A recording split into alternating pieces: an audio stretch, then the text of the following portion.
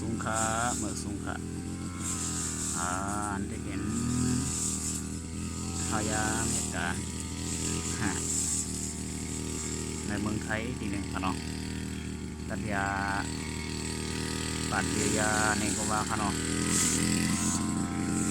บัตรมั่งเนาะคณะ2-3 วันเนาะค่ะมันในระเบียนวันอื่นสุดก็อะไรค่ะเนาะตอนนั้นใน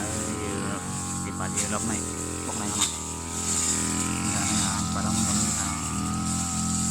พาได้เป็นโกขาโกขา